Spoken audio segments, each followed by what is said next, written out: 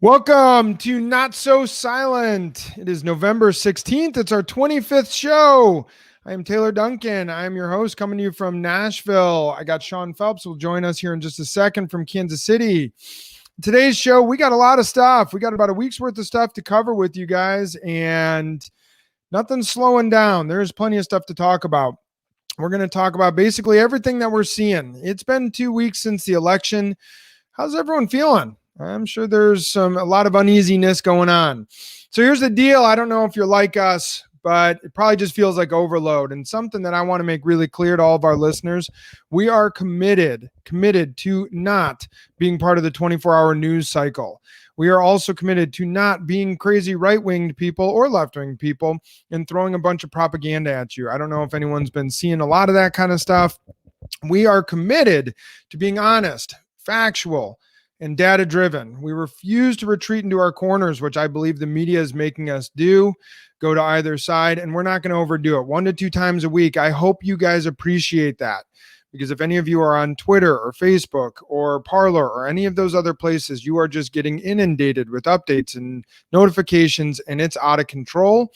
So I hope you guys stand with us. We're going to have fun doing it. We're going to be smart about it.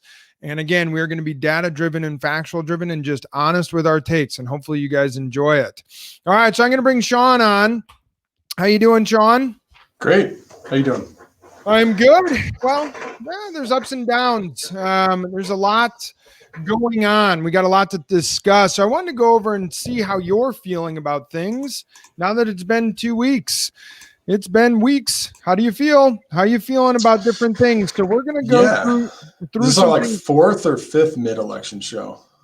Yeah, right. This is our 3rd mid-election show, I think, actually. Right. So we're still in the election. So let's discuss everything we're seeing. So let's start with the media.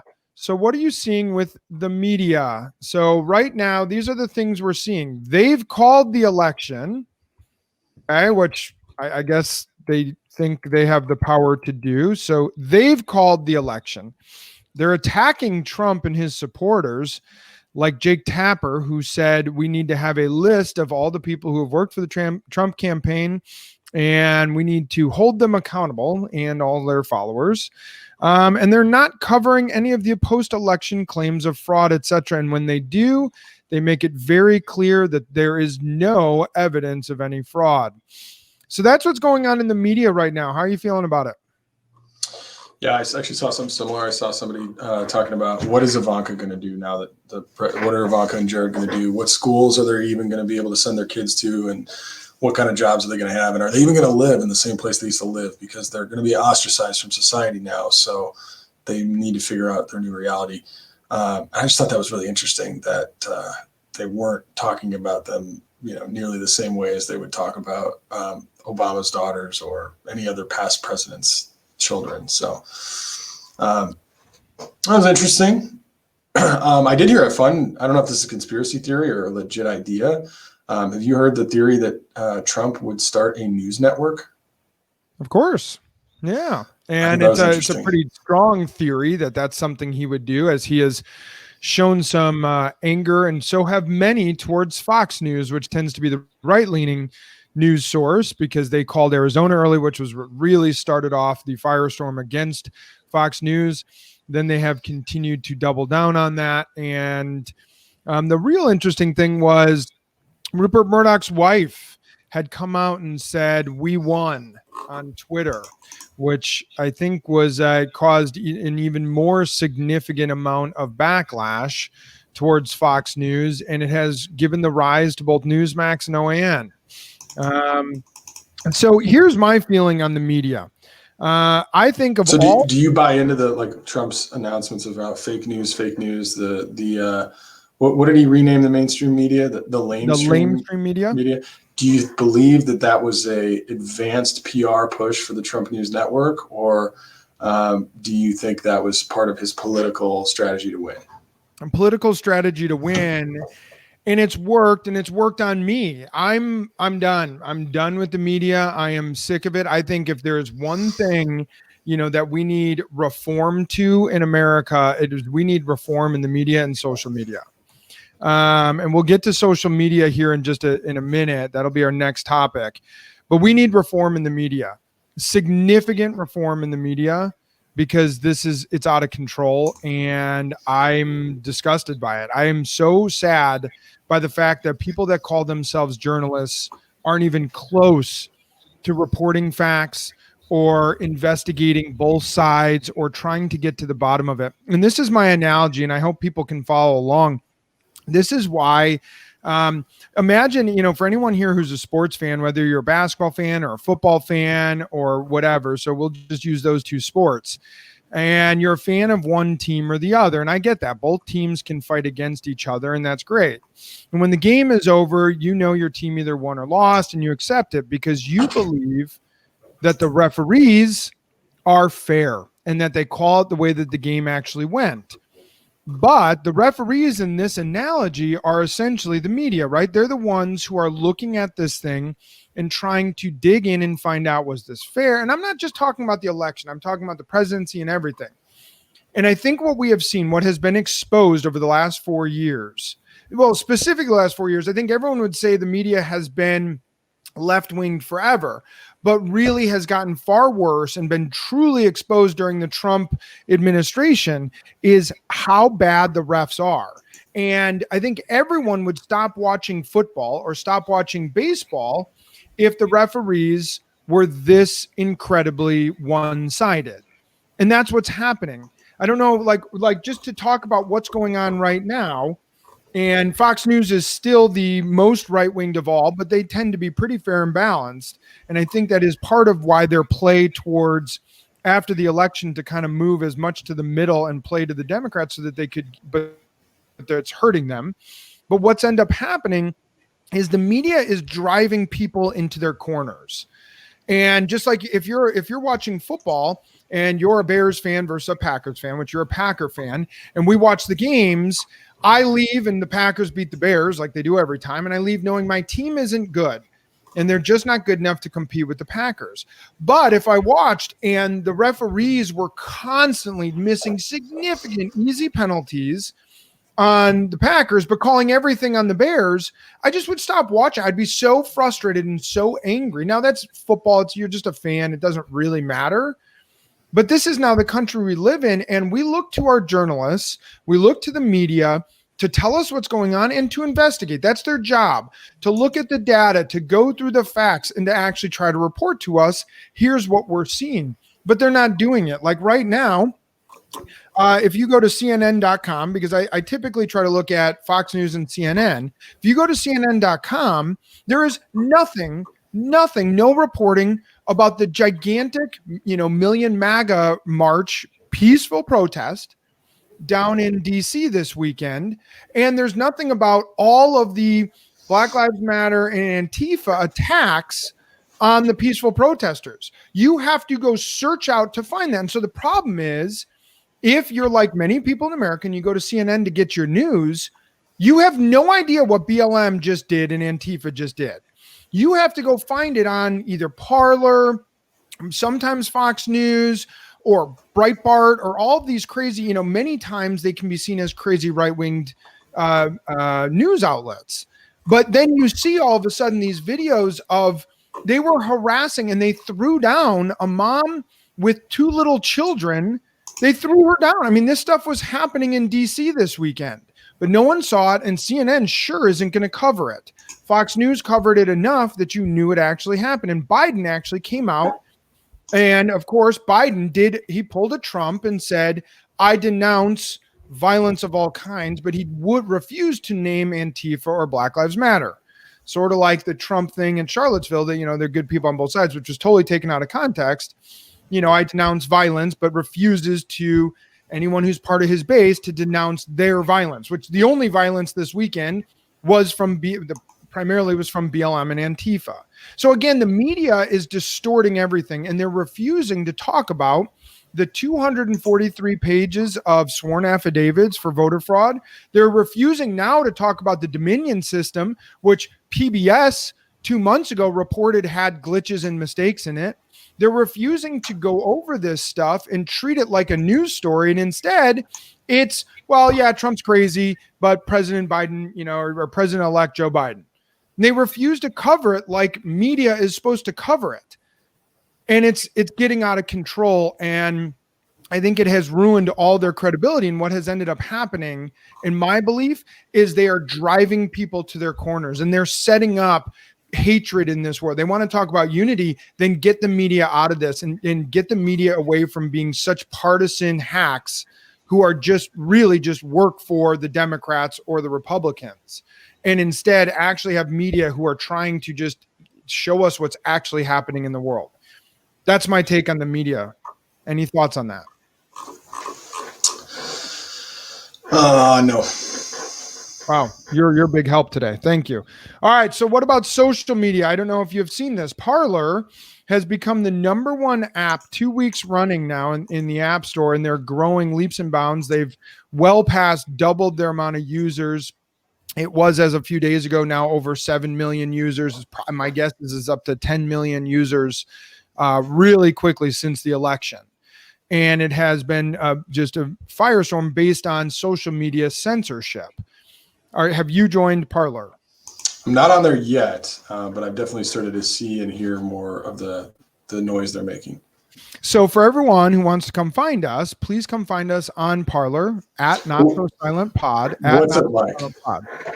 All right, so here's my problem with Parler, and we joined it, and we're getting a lot of support on Parler, which is awesome, and we're gaining followers, and so it's nice, and we're on Twitter too. My issue with it is, so if you go to Twitter and you just start reading comments, it makes me want to throw up that there are people out there who say the stuff that they say on Twitter. It's disgusting. It is truly disgusting to watch Twitter, to read the stuff that goes on Twitter. So I'll post, but I'll get into a 5 minute of reading some different threads or whatever, and I'm disgusted. I mean, it is so disgustingly left-winged, crazy, nuts people saying the nastiest stuff that you can imagine people saying. So then I go to Parler, and we post to Parler, and I follow certain, mainstream or more noticeable famous people on there, Dan Bongina and Sean Hannity and things like that, the right-wing side of things. And what I'm finding there, it is just as disgusting on the right. There are more people who are asking, hey, is it time to take up arms? I'm going, are you kidding? What do you mean take up arms? Like, come on. We live in a civilized society. Can we not get to this place? So both of them, again, and as I look at it and I'm trying to dissect it, I feel like Twitter and Parler, neither of them do what they're supposed to do, which is to be this marketplace of thought where people can actually have good common sense dialogue. And instead, it's the left-winged at Twitter just driving into their corner, or the right-winged at Parler. And then the left-wing people who have come over to Parler, because you're starting to see them, they don't say anything that's like helpful or helps you learn, or even tries to disagree. All they do is say, you suck, you're stupid, and then profanities. And you're like, wait, how is this? It just doesn't make any sense to me that this is the America we live in. And I really believe this is exactly what media and social media have wanted, which is to drive this gigantic wedge in our country. If you're on one side, you're automatically racist and you're a disgusting human being. If you're on the other side, you're just as horrible on the other side. And I'm trying to figure out what happened, because I really believe 90% of America all falls in this middle, and we're all pretty normal people. That's what I'd like to think. We're just three regular dudes. Today, only two. Chris isn't with us, but three regular dudes who want to live good, fun lives. And we have some funny takes on how the world is working out. And I think we're pretty logical and have some common sense to what we're thinking, and we see things and we spend a little bit more time researching it than most people. So they come to us to get some, of our take on what's going on in the world.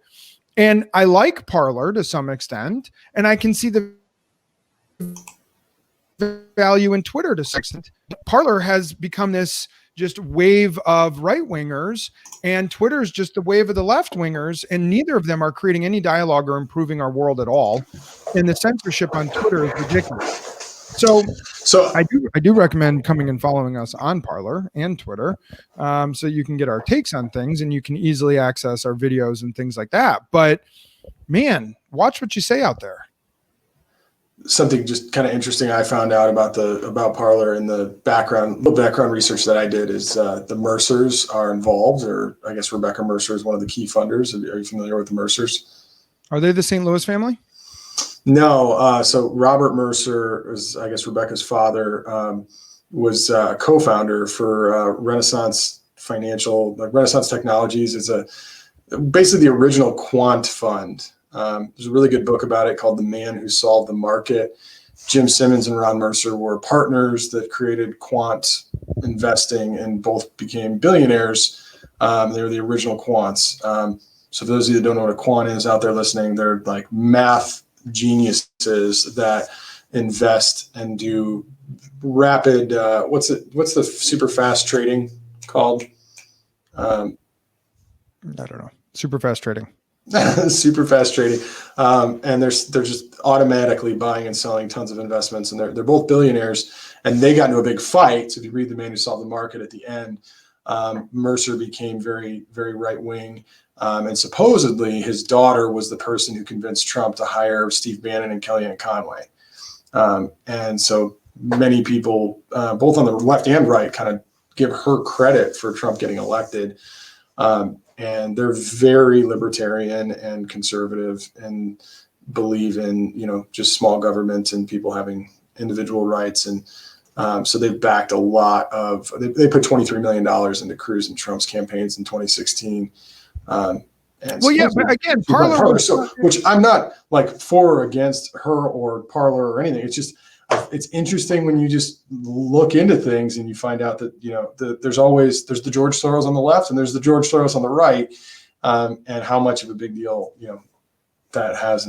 I agree. Well, I think they saw an opportunity, right? Because as Twitter was censoring the right wing like they were, then they recognized there was a big marketplace for that and a big opportunity, and they created something. And then when the censorship really grew as it got closer to the election, and you started to feel companies like Facebook and Twitter were really meddling in our election, which they were, to talk back to 2016, I think that's where it started to explode. But what I'm getting at is what's problematic is America in general. And I believe the media is driving this, and they're creating the situation where it feels, again, I'm always cautious because people are going to come out and say, oh my gosh, Taylor, you want a civil war. I really don't at all. But they're trying to create the opportunity for a civil war, and they're trying to create and piss off both sides and drive them into their corners to where they're just on right-winged and left-winged echo chambers, and they're getting more and more people who are ready to, as you saw, riot and loot on the left, and that was just drive the racism narrative on one side, and on the other side, drive the stolen election fraud, and they're trying to take your freedoms away from you. And the media and social media giants are trying to create this really kind of disgusting place to live where there's no longer free thought, free conversation, free speech. And we got to get back to that. And I don't know how that's going to happen. And I don't think it's coming from Trump, and I don't think it's coming from Biden. And unfortunately, we've gotten to a place where now I don't know that we can go backwards. My fear is the next election and the next election, it's going to keep ramping up to a place where it's going to be out of control. And that's what I want people to get rid of. Stop with the craziness. Let's stop with Joe Biden as president-elect, and stop with saying that every dead person voted. Let's let the intelligent people whose jobs it is, and hopefully not both bipartisan, both sides, can look at the Dominion voting system, can look at voter fraud, and can actually make sure we have free and fair elections, and can actually make sure that this wasn't done by some deep state stolen election or anything like that. And we can actually start to get rid of the censorship so that people can see what's going on out there and move forward as a normal world, if you will. So that's my biggest fear, again, is the media and social media and where that's putting us. It's why I've never been on social media personally. It's why I hate social media. It's why I am going to ask everyone here to share this. If you think this is good and you like our take and you think we're normal guys and have some fun stuff to say, share this with your friends, because we're not going to go posting 1,000 posts a day on Twitter and Parler and Rumble videos. We'll post out there, but we want you guys to get this out. And I hope we can actually be part of the Bring It Back to Normalcy campaign. Hashtag Bring It Back to Normal is really what I want to see our country get to, instead of this crazy right and left wing. That again, I'm on the right side, but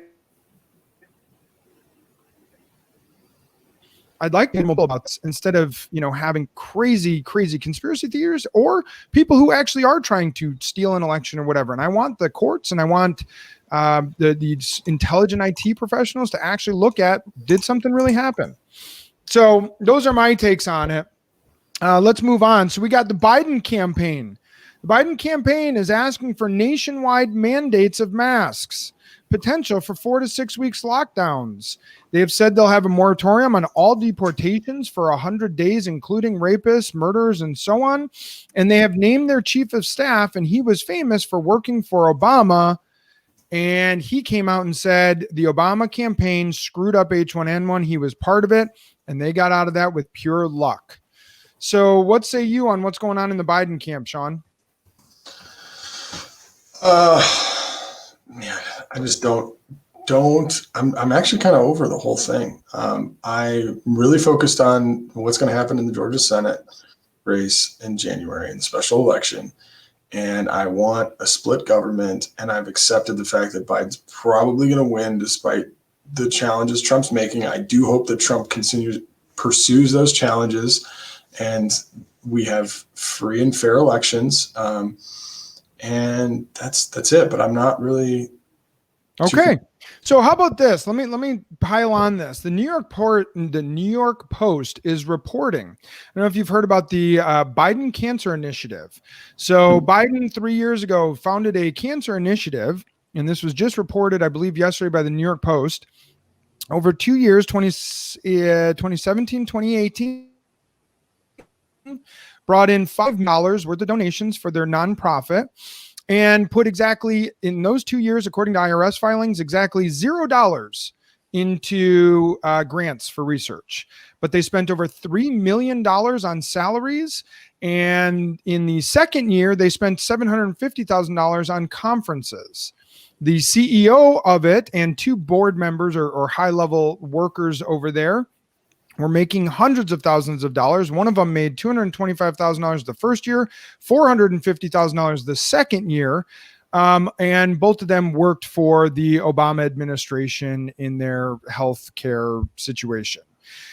What say you about that? How do you feel about that? Sounds pretty clearly, if those facts are valid, that it's a campaigning organization that's a way to just fund and siphon money to the people that need to get paid but can't do it based on current laws that exist. That'd be my guess. Okay. So now, will you see that on CNN? No, you're not going to find that anywhere, but you are finding it a little bit on Fox News, and you're finding it a lot from the New York Times, from IRS filings. And so far, the Biden administration has had no comment on it, as they have for everything that is, controversial on their side. Are we still calling it the Biden administration? The Harris administration. Sorry. Okay.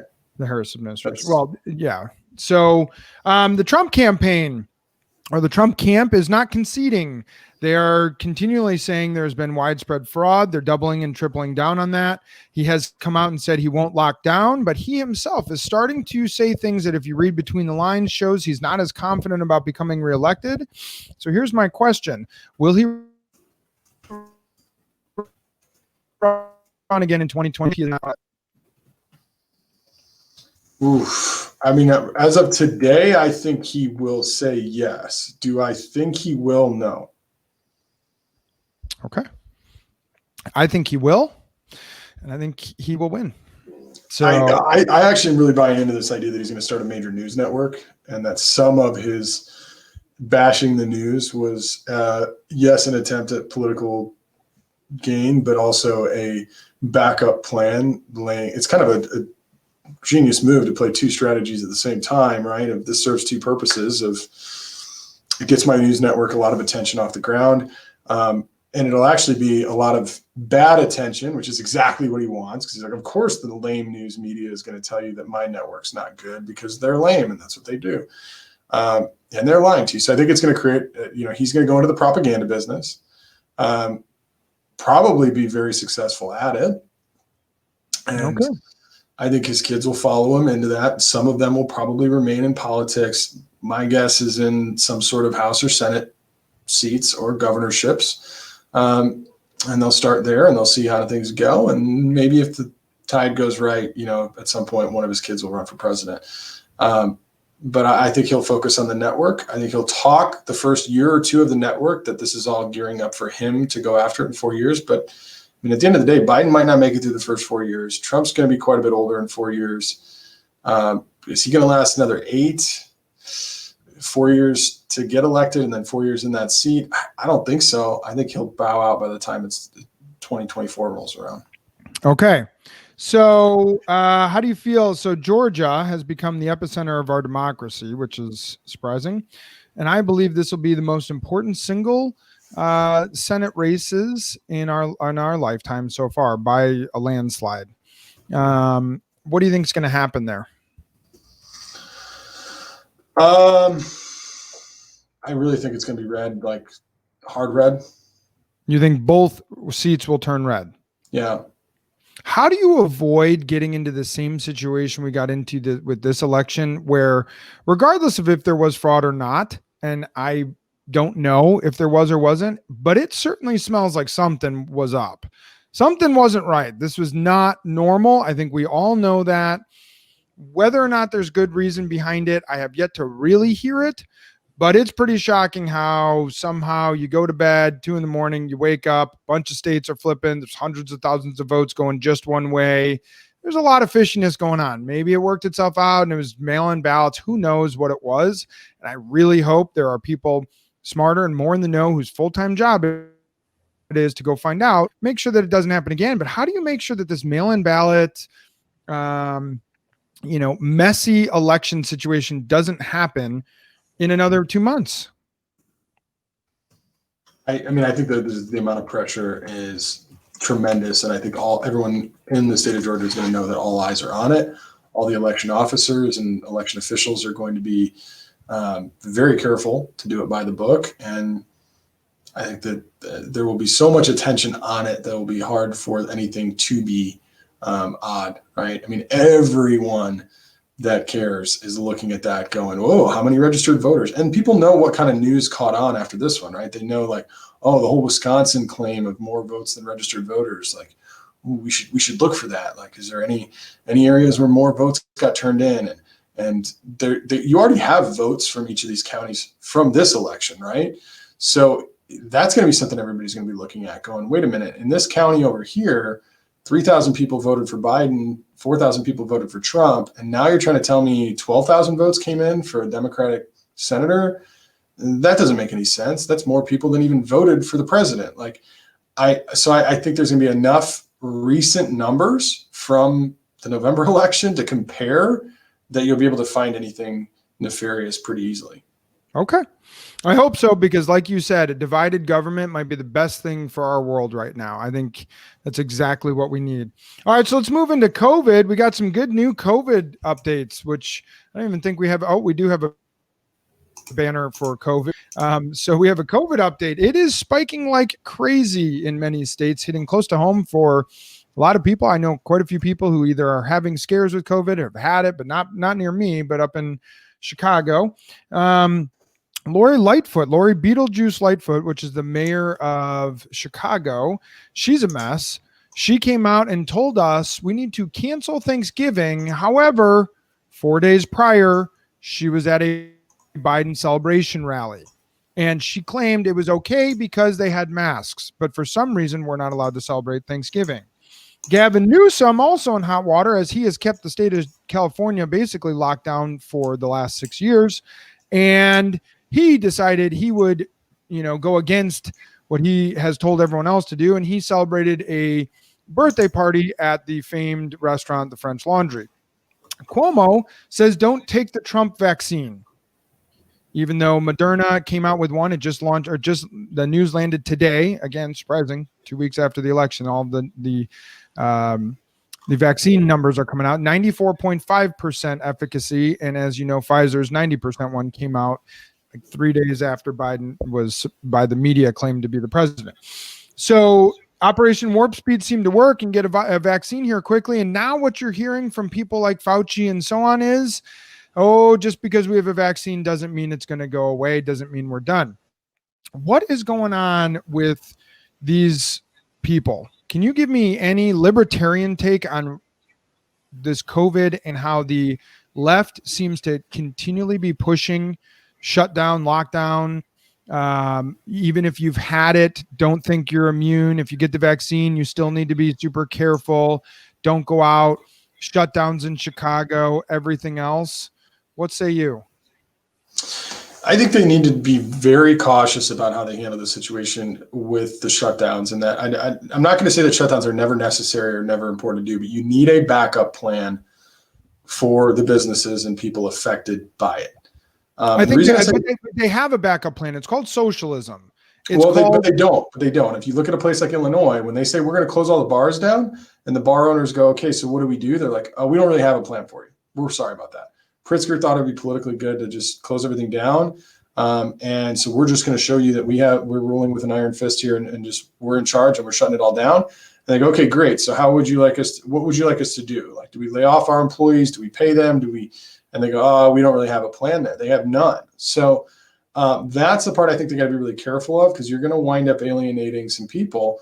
And I'll use the example of, like, this is a very odd analogy for this, but when we talk about when we go into foreign countries and we deal with, trying to tell people how to run their governments. And one of the concerns is that you're going to create a generation of terrorists, right? You're going to create, some people that really hate us a lot because of what we did to their parents or, their society. And I think when a government at the state level or the federal level tells people in whatever town in Illinois, you need to close your businesses, you run the risk of creating people that aren't going to be obviously terrorists. I don't think that's but they're going to be very against your political party. So, and you don't need a lot of those. We saw in this last election how close it was. You just need a few of those employees, managers, business owners that are currently blue to go, wait a minute, you came in and did this to us and you had no real understanding of how it was going to affect our lives. We can't pay our bills. I'm glad I didn't die and I'm not sick and my grandma's alive, but I can't afford the house that we live in to pay my grandma's medical bills. Hang on. But then the media spins it to make sure they realize how dangerous this COVID is. This flu is so dangerous that we did it for the good of the world. And many of those people, I mean, look at New York. You would have thought New York would shut down, crush the businesses. You would have thought, oh my gosh, they're going to flip red. They're so upset with how de Blasio handled it. And yet, nope, he went, Biden won that by a landslide. And yeah, they lost some House seats, but you're seeing this is why I say the media. So let me give you my conspiracy theory, right? So I put the conspiracy theory alert just so everyone knows this is a conspiracy theory coming up. So you're hearing so much about socialism, and you're starting to see the signs of, like, if there truly is really, really smart people who want to shift this socialist, the easiest way to do it is you create mass chaos, and then you create people who have the need for the government, right? And if you shut all their businesses and make sure people can't work, you need the government to come in and give you the bailouts. Once you need the government, once you're attached to the government teat, you can't get off of it. And that's what it feels like is happening in many of these blue states, is they're doing this almost for control. I mean, Fauci even came out and said, and I quote, and I paraphrase, it's time people start listening and doing what they're told to do.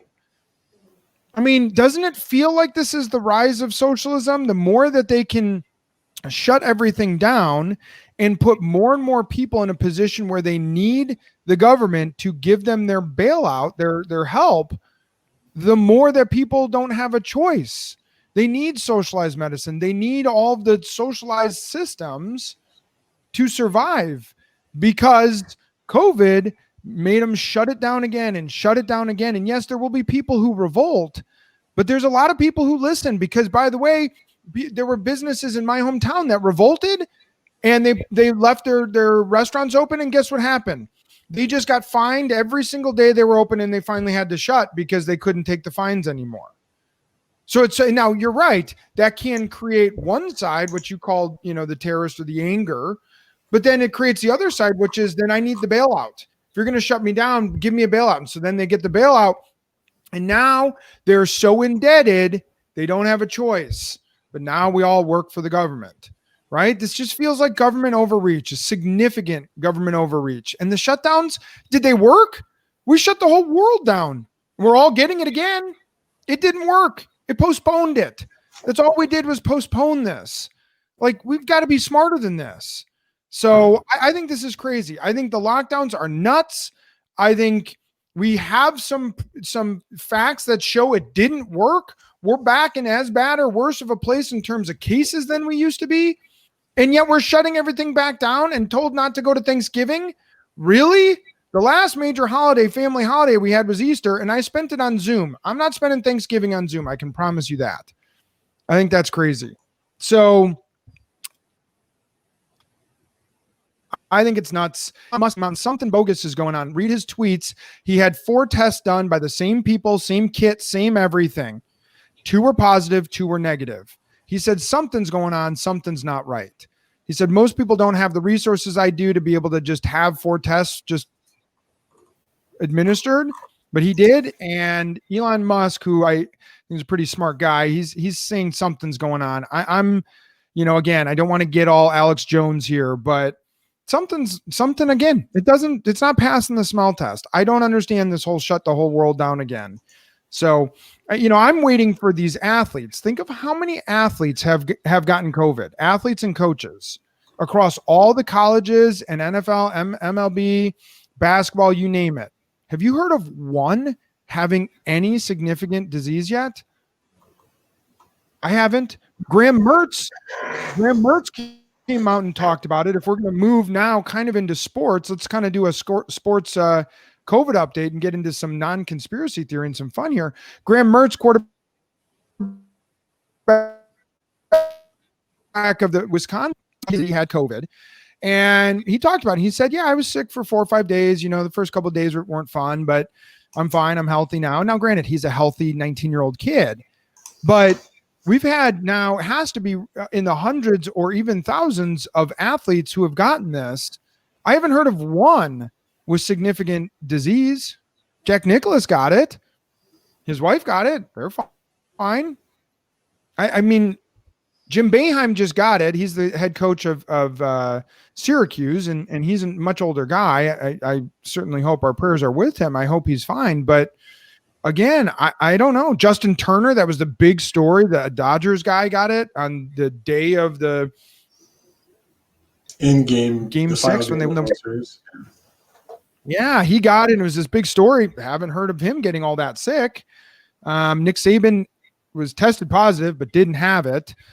Jimmy Johnson, I believe the auto racer, I think it was him, tested positive, didn't have it.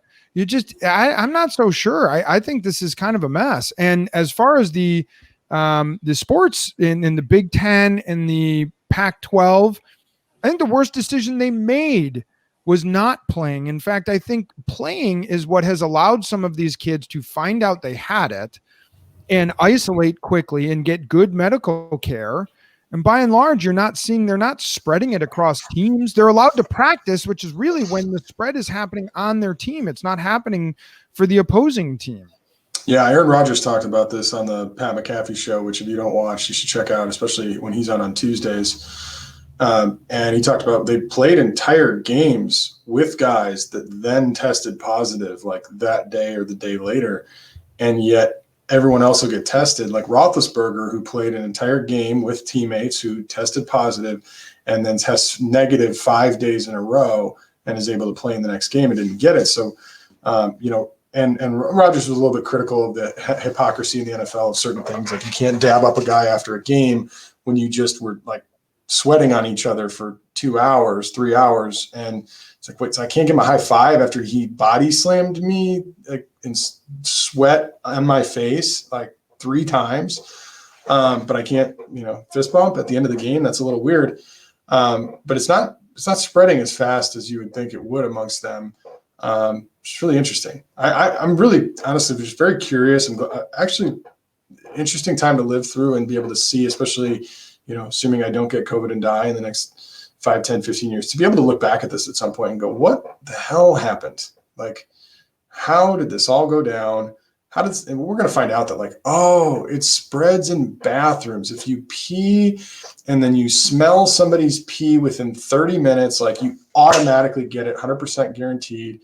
But if you make out, it won't transfer. There's going to be some interesting science. I'm guessing that's that. Maybe I should have put up conspiracy theory alert. I'm guessing that's not how it spreads. But again, going back to COVID, a little bit non-sports themed, I'm really concerned about more lockdowns. I'm very thankful I'm in the state of Tennessee that seems to be treating this with a much smarter approach. It's amazing.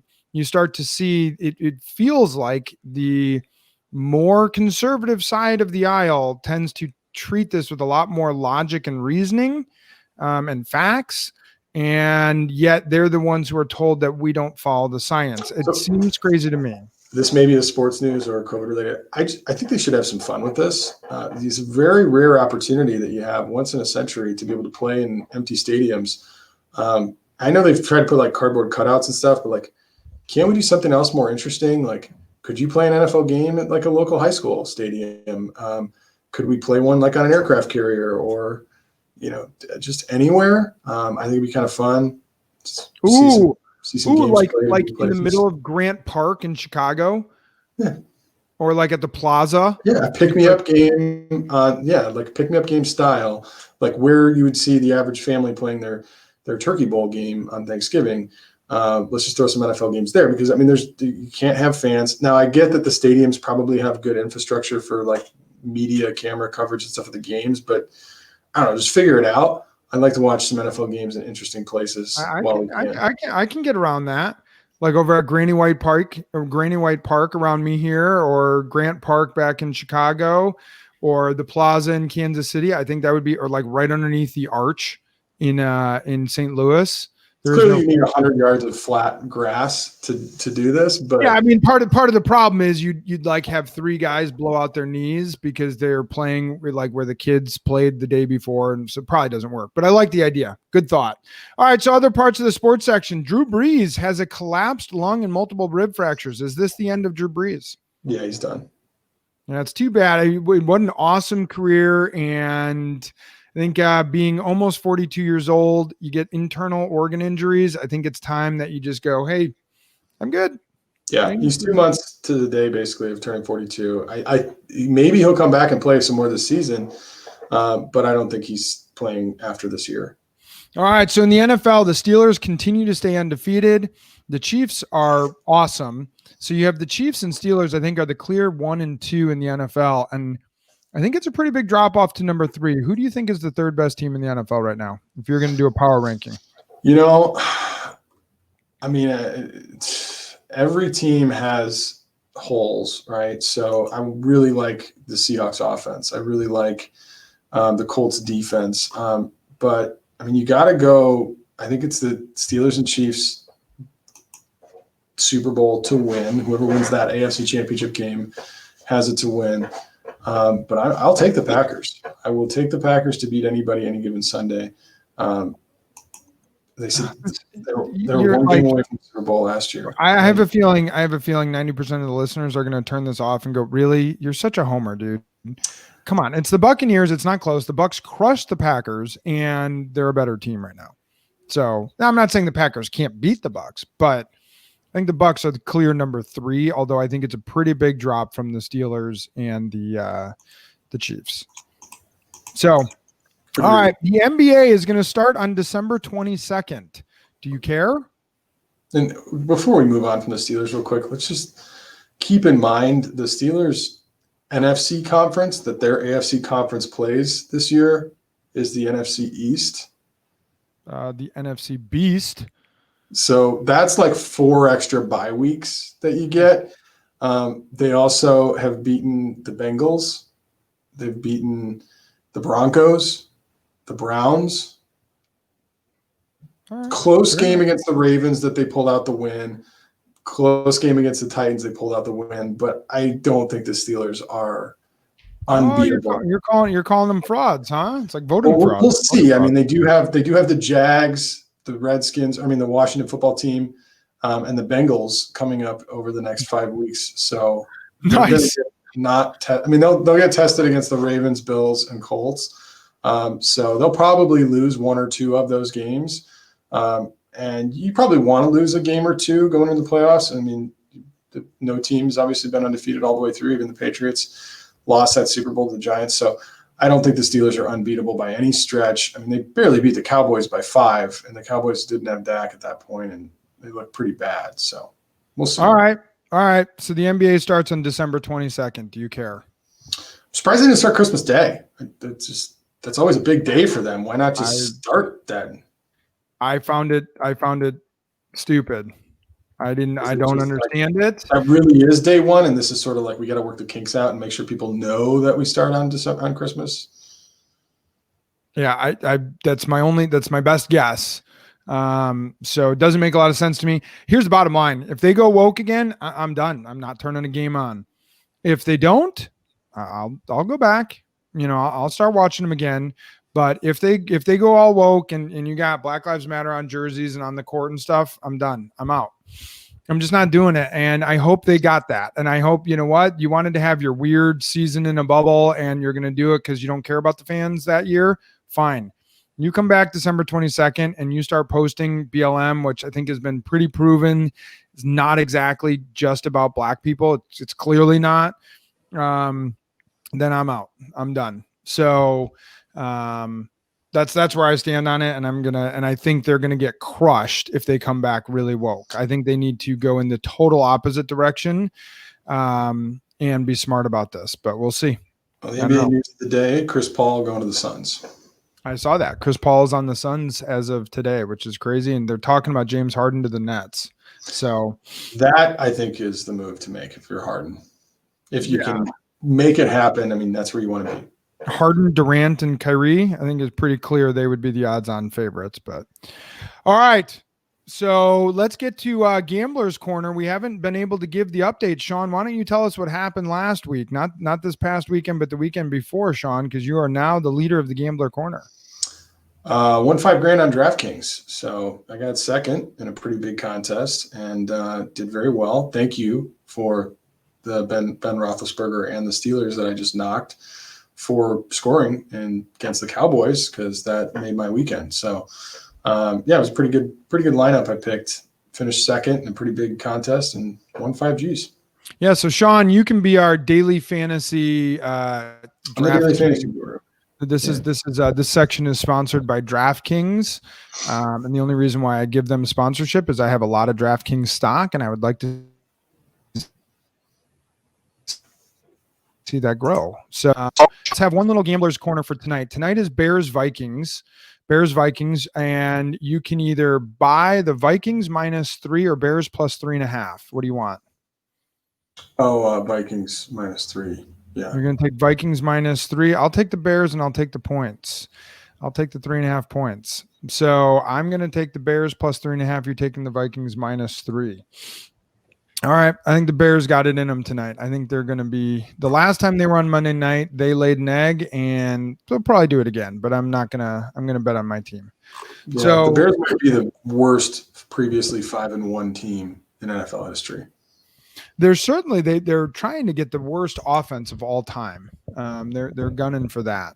So they're pretty close. So how about an over and under on Dalvin Cook yards or touchdowns tonight? Because the Bears have a defense. All right, give me a prop bet for Dalvin Cook. What is it? Well, we'll just go with over or under 125 yards.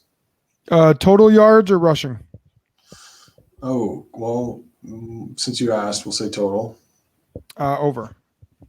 Over, okay. 2 touchdowns. Under.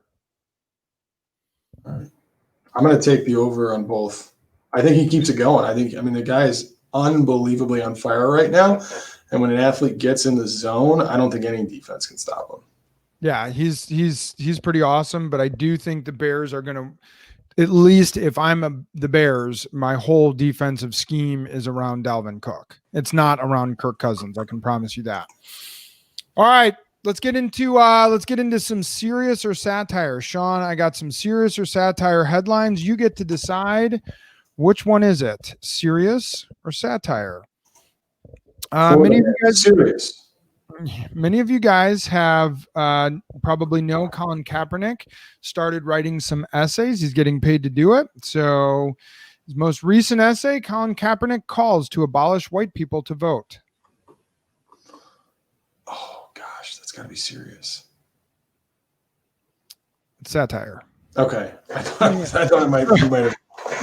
But a month ago, Colin Kaepernick did write an essay asking to or stating that we should abolish law enforcement and we should abolish all prisons. I thought that was that was serious. Okay. All right. Lashana Lynch, black female, will be the next 007. Serious. That is serious. So 007, James Bond, which is a British spy, male, and this entire... you brought this up a couple of times. Who cares? It's just so remarkable that, like... I don't think so at all. I think there's way more worse woke things. This to me is totally fine. And at some point, like, a character can be... It's a spy. A spy can be anything. A spy can be a man or a woman. It's not like they picked a trans person who identifies as Somalian and is super hardcore Muslim and has a gay baby dolphin. Like, they didn't go totally out to Mars here. It's a woman who... There are women that are spies, and she happens to be African American, or I guess African British. It's such a removal from the franchise. The franchise was these British men who always like somehow got the girl. Whatever, fine. I just found it crazy, but all right, dudes. I think that's awesome. All right. The IOC, International Olympic Committee, recommends hosting the Olympics via Zoom platform. Wait, Zoom Olympics? For real? The IOC recommends hosting Olympics via Zoom platform. And this is a serious or satire? Yes. Okay, satire. Yes, satire. Okay, yeah. I'm like, yeah, we'll just do the track meet like on Zoom. What? They're doing turkey trots, like 5Ks on Zoom. Yeah, I have not participated yet in the Zoom fundraising things. I've found other ways to give back to my community recently, and it's not been through attending a Zoom virtual fundraiser. All right. Biden transition team creates coalition with Venezuela and President Maduro. Yeah, serious. Sean, if that was serious, that would be the most scary, dangerous. No, I mean, AOC is definitely lobbying for that, I guess. I mean, that's remarkable. I mean, for those of you who don't know about President Maduro and Venezuela, look him up. He's connected to China, Iran, Russia. He's a socialist president. It's terrifying. All right. The Biden administration to apply, quote, Black Lives Matter decals to all attack drones. Satire? Yes, that was in the Babylon Bee. I thought that was pretty funny, though. Well, you missed last week. Sony PlayStation did one of their skins. One of the free skins is a Black Lives Matter skin. All right. Here, you have to guess. One of these is satire. One of these is serious. Here are the two headlines. Oh, actually, no. Sorry. I have it written wrong. These are two headlines. Tell me which one. Tell me if they are serious or satire. Marvel's Avengers video game loses 96% of their online players. Satire. That's serious. 96% of their players they lost. That's a pretty big drop. What happened? I guess gameplay is horrible. I read the article. It's just terrible gameplay, glitches, everything else. All right. In addition to it, this is also a Marvel video game. And this is the headline: How Miles Morales, in his own Spider-Man game, confronts racial disparity in gaming.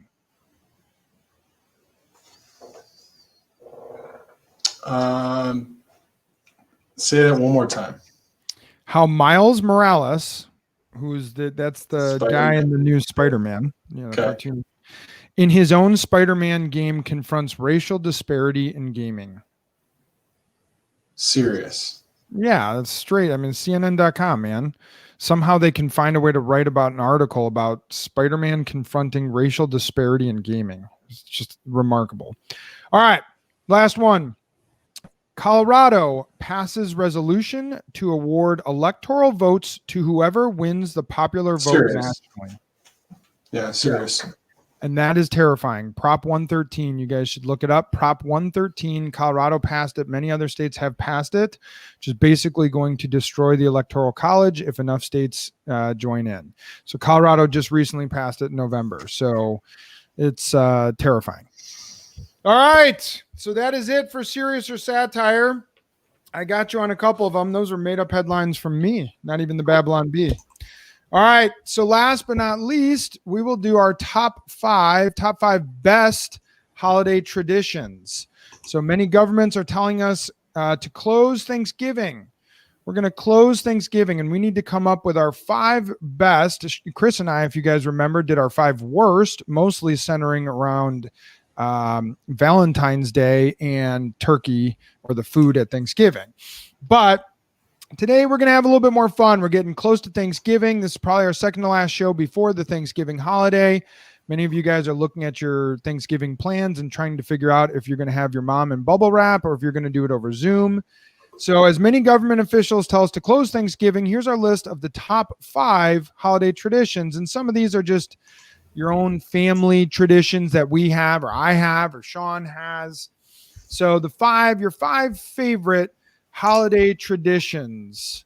And we might have some overlap here. We'll see. So I will go. You want me to go first, Sean? Yeah, go ahead. All right. So my number 5, Memorial Day barbecues. I love a good barbecue. Memorial Day, and, living and growing up in Chicago when the weather sucks, Memorial Day is typically kind of that just about to get out of it crappy winter. End of May, you're excited for summer. It's the first chance to really get outside, hang out with friends and family, hot dogs, burgers, and just have fun. So Memorial Day barbecues, they represent not only Memorial Day, but really the start of summer, which is awesome. So Memorial Day barbecue, my number 5. Sean, your 5.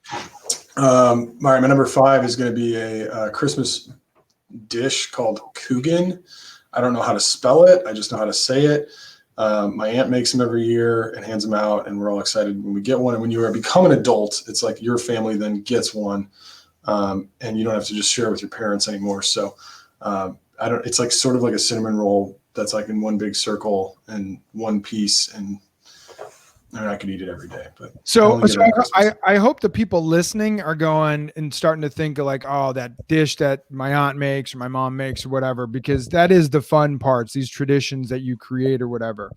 All right. So my number 4, this is a family one for me that we started doing as we all got older and started to realize it was really stupid to exchange Christmas gifts with adults. And I have 3 even older siblings and their husbands, because they're all sisters.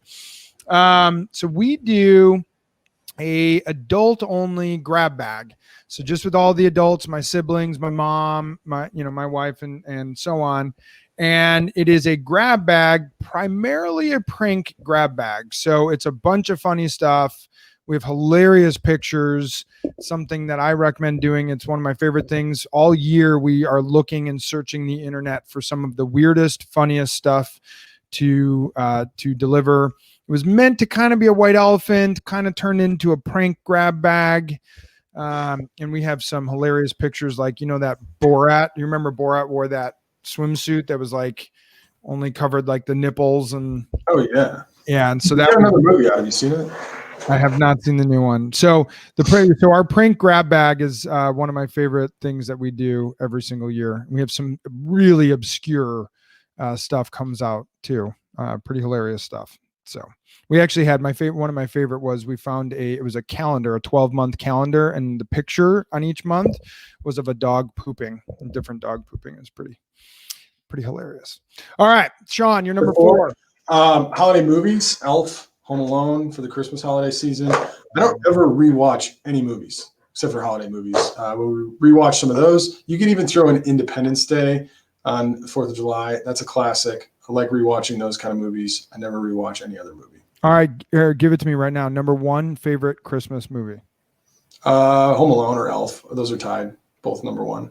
All right. It's Christmas Vacation and It's a Wonderful Life. So, all right.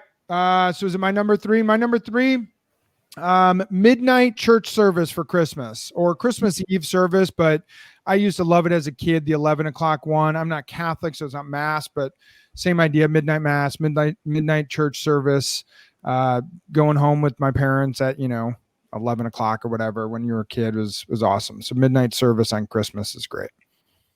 All right. So my number 3 is just like my family's tradition. My dad started adopting a family on Christmas, and I know a lot of people do this where you get a family gifts, or you get, you pick up something at the church Christmas tree to like donate to a family in need.